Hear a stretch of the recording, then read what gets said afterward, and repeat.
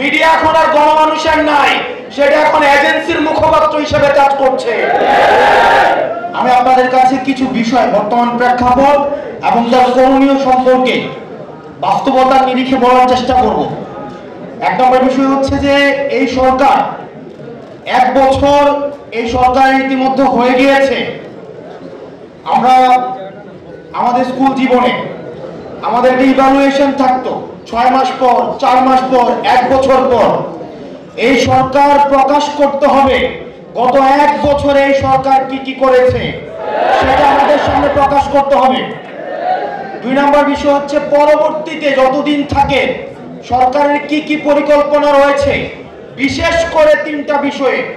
1 media, 2 administration এবং 3 military. এই 3টা বিষয়ে সরকারের কি ধরনের ব্যবস্থা রয়েছে, কি ধরনের পরিকল্পনা রয়েছে, সেগুলো আমাদের সামনে প্রকাশ করতে হবে। আপনারা যদি দেখেন মিডিয়ার যে বর্তমান বাস্তবতা, মানে পৃথিবীতে আর কোথাও এই ধরনের মিডিয়া আছে কিনা এই বিষয়টি প্রশ্নবিদ্ধ।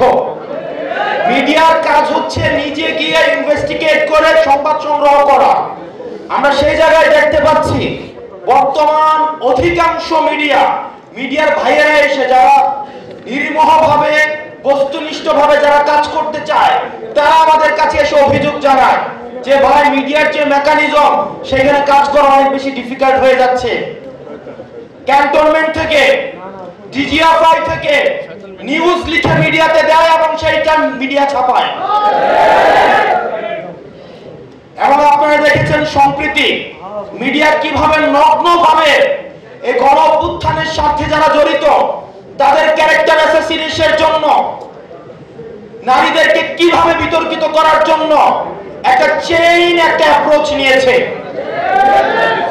আমরা মিডিয়ার প্রতি আহ্বান জানাবো।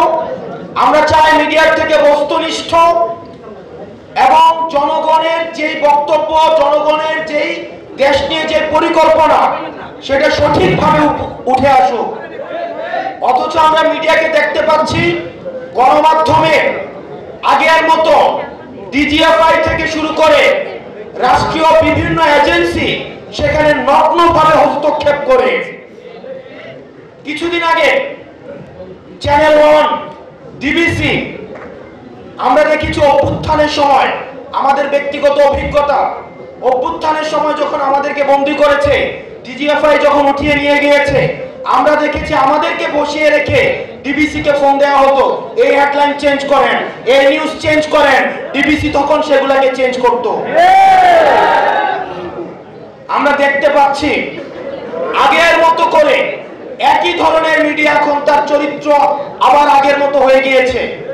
এজেন্সি ছবি তুলে পাঠায়, সেটা মিডিয়াকে দেয় এবং মিডিয়া সেটাকে প্রকাশ করে। মিডিয়া এখন আর গণমানুষের নাই, সেটা এখন এজেন্সির মুখপাত্র হিসেবে কাজ করছে।